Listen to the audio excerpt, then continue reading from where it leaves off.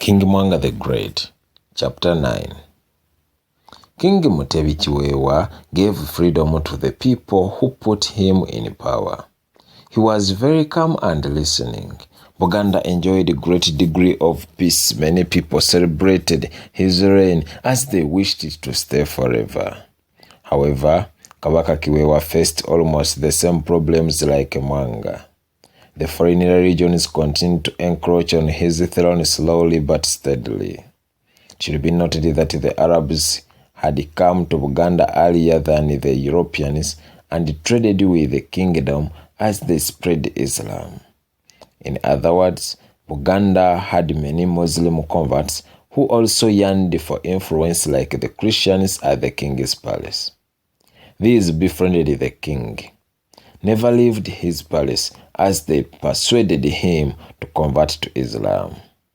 The Muslims believed that if the king was on their side, it would be easy to curb the spread of Christianity and revenge on them since they had previously taken over their place. The Muslims came up with a ploy that the Christian missionaries had connived with the converts to overthrow the king and seat Princess Kayege. They bold the king that the whites wanted Buganda to be ruled by a woman as it was in England. When this landed into King Kiweewa's ears, he got excited and chose the Muslims Arabs side. This made them brag as never before. They turned against their counterparts, the Christian converts, and mistreated them. In 1888, war broke out between Muslims and Christians in Buganda. It was extremely absurd for natives to fight against each other because of foreign religions. In the same war, great soldiers like Kagwande Mukulaga and Lubanga were killed. This forced Right Honorable Ntono into exile in Ankole. It was of value to recall that the Prime Minister Ntolo had signed a peaceful treaty with the Prince of Ankole, Bahama, and when things grew bitter, he was welcomed by the King of Ankole, Omugabe Ntale Kalo Kalonji. Honorable Ntono had gone with many Christian converts whom the Omugabe of Ankole gave land to stay. This place was later given to Buganda and became the county of Kabula. While at the king's palace, the Muslims pressed the king to convert to Islam very often, but he refused. He respected his religion and ancestors so much, and at the same time, he feared circumcision. In the other manner, some of the nobles who had got fully converted to Islam restlessly convinced the king to hate the Muslims. Conspiracies hit the kingdom as the king paid heed and turned against them. He arrested some of the Muslim ministers, then he fired many. Some Muslim notables at the palace were Kapalaga, Kangao, Chimbugwe, and Bakulu. These were murdered right away. This angered the Muslims and revolted against the king, whom they forced to abdicate the throne. They chased after him for nights and finally assassinated him. That marked the end of Kabaka Kiweewa's regime. The Arabs, with the help of the Muslim converts, sat Prince Kalema on the throne of Buganda Kingdom. The Muslims became chaotic in Buganda. They radically hunted for Christians wherever they were and killed one after another.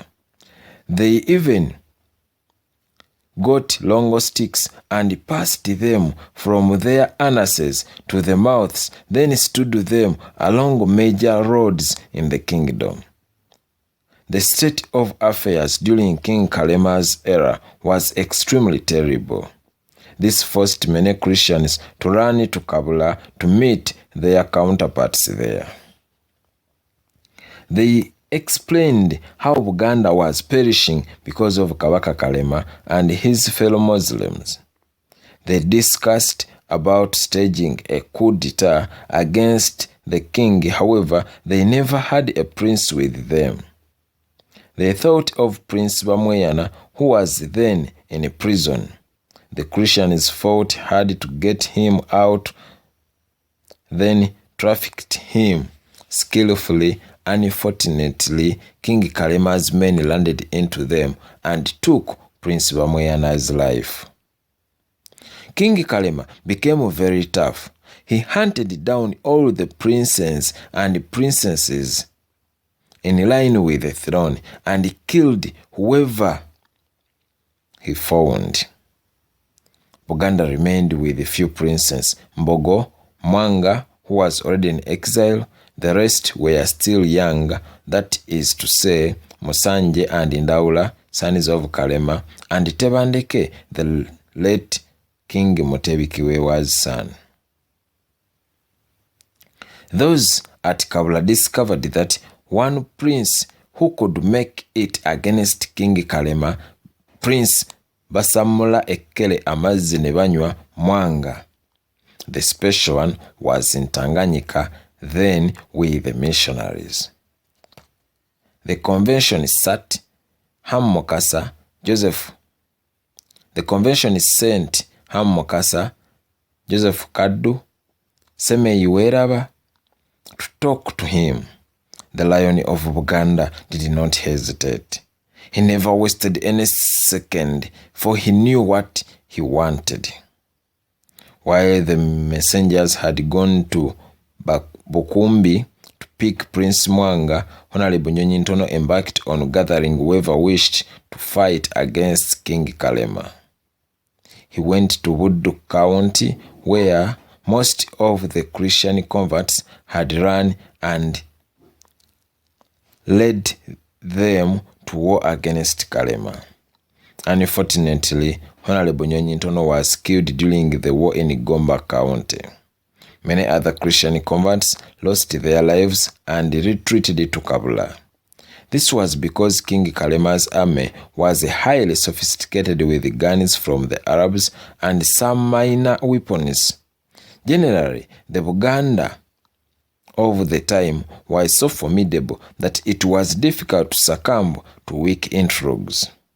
On 29th of April 1889, Prince Mwanga at Sembus Island docked by the white missionaries boat known as Stokes at Buyaga in Buddu County. Kajelelo, who took them to his home, then sent Ssemyalo to notify the rest at Kabula that the awaited prince was on Buganda soil. He was highly welcomed. These ones went to King Ntale, Kalokalonji, and requested permission to go and meet their prince. The Omugabe wished them luck in their endeavors as they galloped to see Mwanga. The battle started from Lukaya and continued as Sebwato sailed the prince to Luzila Island in Kakumba Parish. It was at this point that the news about the two ships carrying weapons from the Arabs to King Kalema's camp reached Mwanga and his people. There was panic in his camp since they did not have enough supplies with them. Prince Mwanga dispatched a few soldiers under Gabriel Kintu to intercept the ships before reaching the capital. King Mwanga's forces surrounded the ships near Entebbe and destroyed them on 2nd September 1889. This act moralized Prince Mwanga's men, who immediately launched a full-blast attack on King Kalema's army from different directions. The main attack came from Obudu direction, while others used Luzira direction. These used all the zeal in them and ended up murdering Kalema's prime minister called Muguluma. When Kalema heard this, he gave up the throne on 5th of October 1889.